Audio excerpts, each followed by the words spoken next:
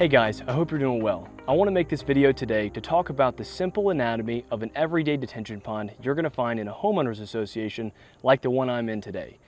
In this video, you're going to take a look at the simple structures that make up this system and learn how it actually works and maybe what you can do to take action on the system that you've got at home. Now you're going to learn about the outlet control structure, the inlets, the outlets, how water flows through the pond banks, and also the access way to properly maintain this system.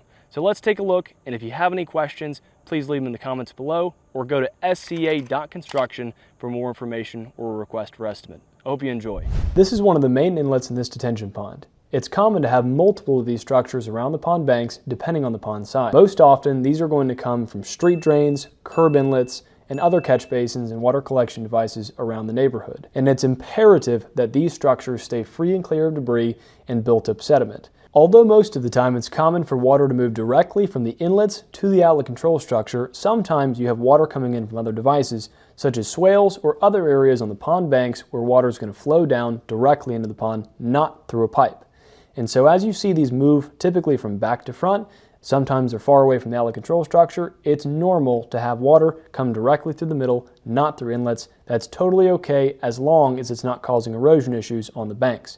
Now, in this case with the detention pond, it's common to see a lot of water come into the pond and stay there for even several days after a rain event as it's slowly leaving the pond through the outlet control structure. This is arguably the most important structure in the pond, the outlet control structure, or commonly referred to as the OCS. It's what regulates the flow of water leaving the pond. If you can imagine, before the neighborhood was built and it was just natural forest, there was an unimpeded flow of water in normal rain events that flowed through this area.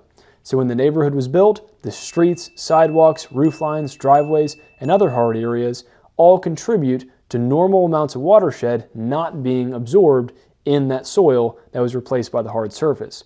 And so what happens as a result, there's a lot of extra water flow that's going to flow through this as a result of the development. And so the detention pond being put here, and specifically the outlet control structure regulating how fast that water can leave the pond, is its sole purpose. Now I'm not going to get into this video about all the different types of outlet control structures and how they can be different. This specific one is a little bit more of a temporary structure, with the half rounds being those half cut pieces of pipe with perforated holes and then gravel in front. This one is in need of a little bit of repair, but we'll get into that in another video. The banks, being the steepest section of the pond, always have to be properly maintained and vegetated to ensure there's no erosion, washout, or rills that can occur from the heavy water flow these areas experience. You also want to make sure that it's not overly vegetated to where there's neck-high scrub brush, or even worse, large diameter trees that could be ripped off the bank, damaging the structure in heavy storms.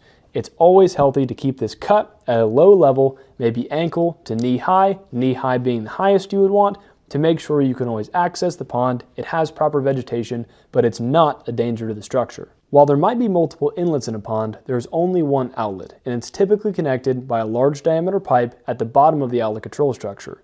Because there's a large volume of water flowing out of this pipe, it's common to have riprap swales, plunge pools, and other kinds of devices to slow the water down and dissipate energy. It's imperative that we keep this area free and clear of debris, much like the inlets or other vegetation that could disturb any kind of fabric that's underneath the rock, or some other kind of blockage that could cause a stop-up leading back up to the OCS and causing unnecessary water to be held in the pond. Finally, the access road. This is the area where important personnel like maintenance crews, inspectors, and HOAs can travel from the nearest property line or street into the pond. It's important to keep this area free and clear of vegetation and to not place any permanent structures on. This is especially important when large equipment is necessary for big projects like dam repair or dredging to remove sediment. Okay, I hope that all made sense, but again, if you guys have any questions at all, please leave them in the comments below or go to SCA.construction for more information or to request a quote for your personal system. And again, thank you so much for watching, and I hope to see you in the next video.